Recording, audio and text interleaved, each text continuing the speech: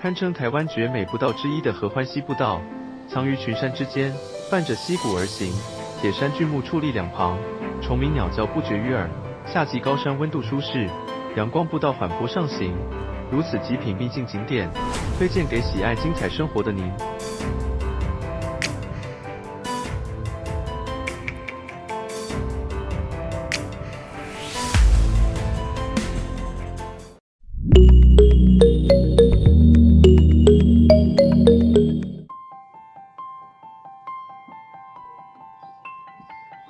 由福寿山露营区出发，经过大约20分钟的车程时间，终于抵达俗称华冈圆环的合欢溪步道入口。地处华冈最南侧的华冈圆环，能够停车的地方不算多，大家最好早一点并车进来，避免届时因停车问题产生困扰。而且不是只有合欢溪步道的游客会于此停车，攀登合欢山北峰接西峰下合欢溪的接驳车，也是停于此处等待接送登山客。华冈农垦区所需水源，接引自一旁合欢山的纯净流水。合欢溪步道为当初架设水管与蓄水池而辟建之联络道，以合欢溪上游水源作为当地饮水与灌溉之用。整装出发后，顺着泥石路面的产业道路缓坡上行，走过一段路后，可见往合欢溪步道的路牌指示，以此方向前行走到底，玉兰沙坝无路可走即为终点。稍事歇息后需原路折返。再往前走会遇到仁爱乡公所等4个单位共同设立的栅栏，一旁立有告示，前方国有林试业区内既有路径多处坍塌落石，路基滑落危险，民众徒步进入应评估安全小心通行，非公务车辆含各式动力车辆请勿进入。一早几乎都走在阳光的另一侧，步道受山体及大树的遮挡，部分路段显得有些泥泞，不过小心慢行都还算蛮好通过。大家嬉笑怒骂走了一小段路后，有人大叫前方为何陡成这个样子，不是说都很好走吗？为了避免工程车辆行驶打滑，途中少数路段地面会铺设水泥，这些路段亦为合欢溪步道坡度较陡之处。合欢溪步道沿途会经过3个蓄水池，走到第1个蓄水池时，太阳刚好在正前方，步道一半会受到阳光照射，另一半则有树荫遮阴，大家至此可以先缓口气歇息片刻。继续向前走会遇到第2个蓄水池，此处设有铁门拦栅，若是步道受到天灾影响或路基坍方等危害，这个铁门应该会关闭，避免游客擅入造成危险。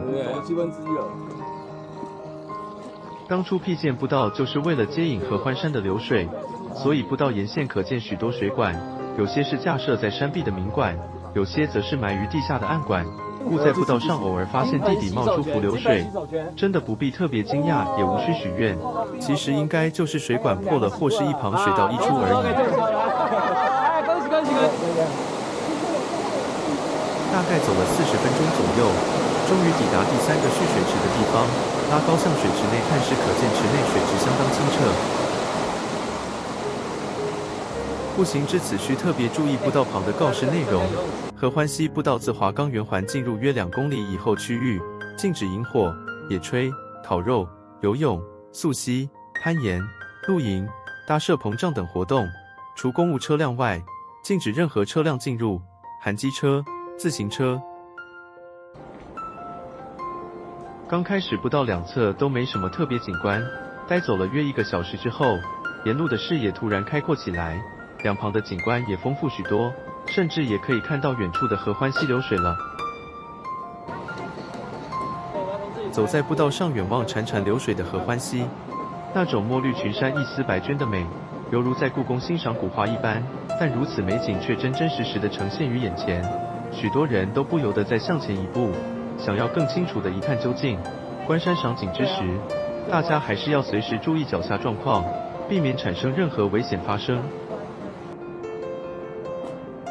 步行于海拔2500公尺以上的高山步道，清新的空气与舒适的温度，再加上平缓好走又宽阔的路面，真让人感到如沐春风般的美好。不过前提是要走在阴影处，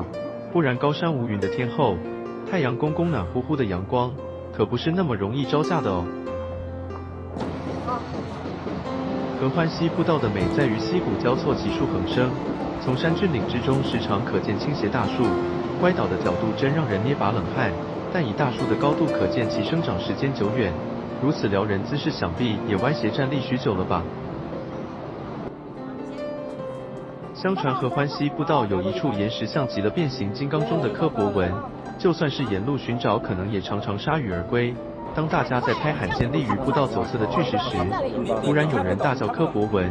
原来这位博派最高指挥官的岩像，就位于巨大砾石右侧弯道的岩壁上。大伙兴高采烈的依序与其合照，但正面合影根本不知面对的是什么，只能任由摄影师指示摆拍了。您觉得像吗？台湾铁山喜号在云雾带以上，雪线之下，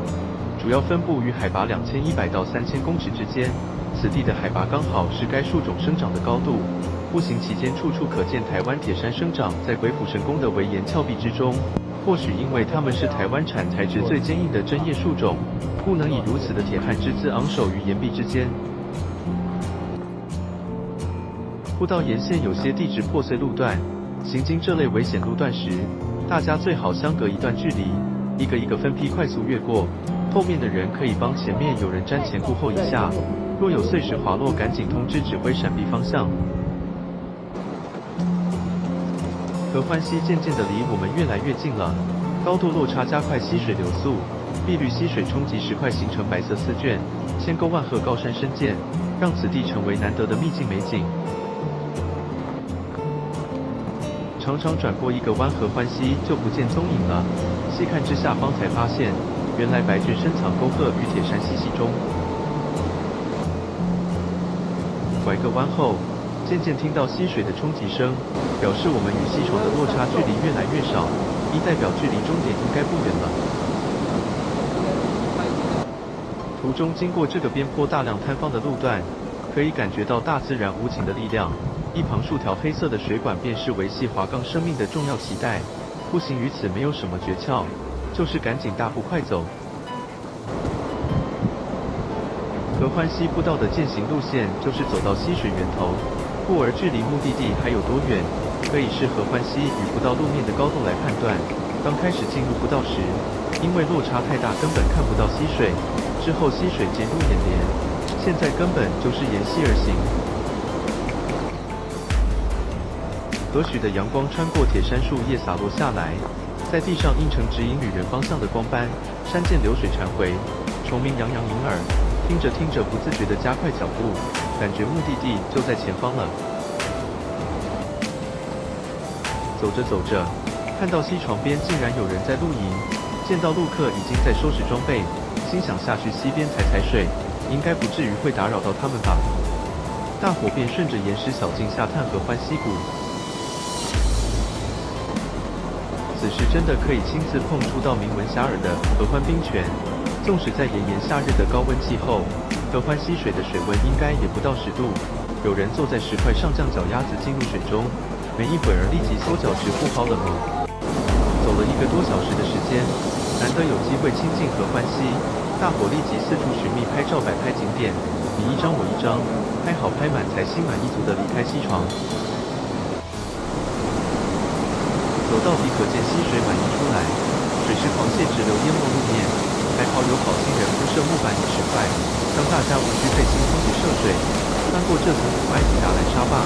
这里是步道终点，因为合欢溪上游之地，也是华冈生命之泉的源头。